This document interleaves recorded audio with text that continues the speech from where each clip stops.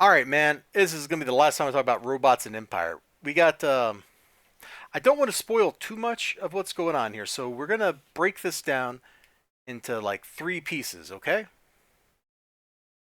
Piece one: the visit to Earth itself. It's actually very interesting watching Gladia come out of her cocoon, watching her grow as a person, deal with the weird adversities of how Earth is compared to what she's used to as a spacer, even compared to what she's used to on Bailey World. It's all very cool.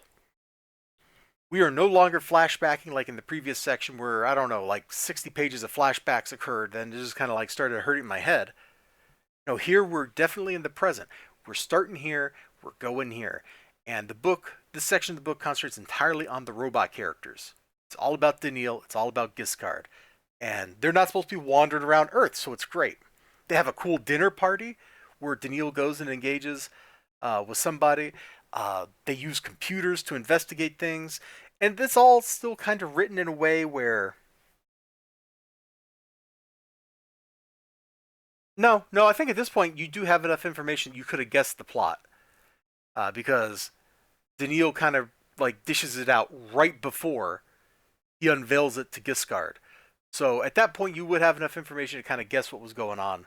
But as mysteries go, and this isn't a mystery book, so it's not fair to judge it that way. But as mysteries go, it's not a great mystery. What is more interesting, though, is you get in here, they send out an assassin. And the assassin is to kill Giscard. Very exciting because Amadiro is on the Earth. There's a bit in here where they play chicken with spaceships. That's actually kind of fun.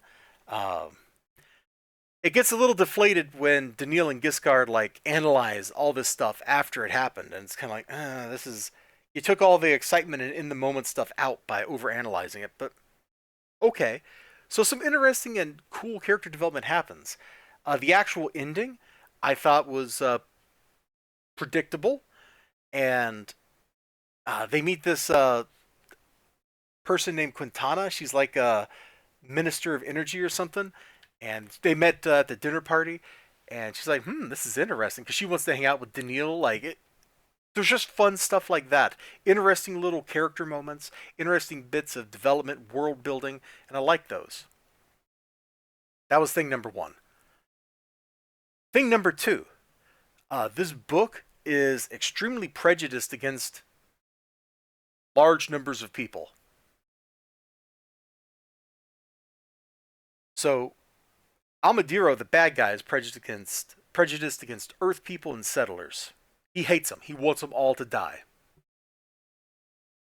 The robots and most everybody else,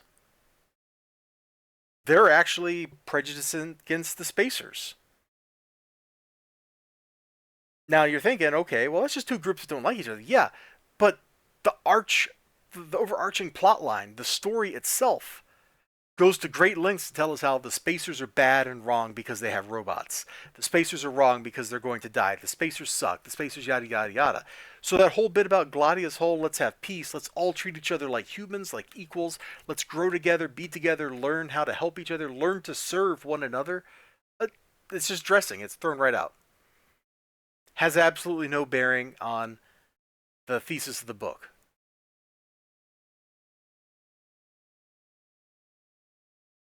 It's wild. I don't know that I've seen a story where the good guys are so obviously bad. I mean, they're not really bad. They kind of hate people for no reason. Which maybe that's not a fair statement because there's a lot of historical underpinning to why the groups don't get along. But at the same time, they hate spacers just because they're spacers. Oh, the spacers are decadent. Their civilization will decay. Okay, sure. Oh, I guess I got four things. I got four things. The third thing, one thing that is repeated over and over through this book is that it is a good thing, not a bad thing. It is a good thing that Giscard is mind controlling people. It is considered a good thing that he did that. He made other robots telepathic in the past to mind control the people of Earth to get them to go into space. It's considered a good thing that Giscard has been mind controlling every character in this entire book. That is considered a good thing. Not that free will matters. Not that freedom matters, but that we must instead have a robot tell us what to think, how to act, what to do, so that we can become like the optimal machinery for a galactic empire. That's weird, dude.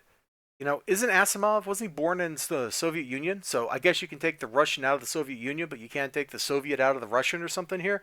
Um, that's harsh, but that's kind of how I felt. It was very uncomfortable when Giscard is getting lauded by the other robot for mind controlling people, especially right towards the end of the book.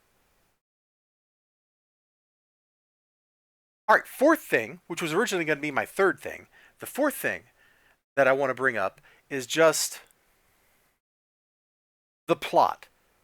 So if you don't want like plot spoilers, any like the very ending, like thank you for watching. But otherwise, look, here's the plot. They got magical future technology that emits W bosons to mediate and enhance the uh, nuclear reactions. Now, in the context of this story, they're all like, oh, fusion, fusion, fusion. We all use fusion. But earlier, when it was like, hey, there may be robots on Earth, and we've just introduced this or nuclear intensifier thing. I said solar intensifier. They do make a plot point about solar panels along the way in the book, so that's why that popped up. But I was like, oh, yeah, they're sending nuclear intensifiers to Earth. They're probably going to blow up the natural uranium deposits. I was off the mark by about that much, bro. Because they're not blowing them up. Well, Amadiro tries to blow them up, basically. But the other dude, Dr. Mandamas, he's more like, yo, I want to just increase the background radiation slowly so Earth becomes uninhabitable in like 15 decades, because they use decades for whatever reason.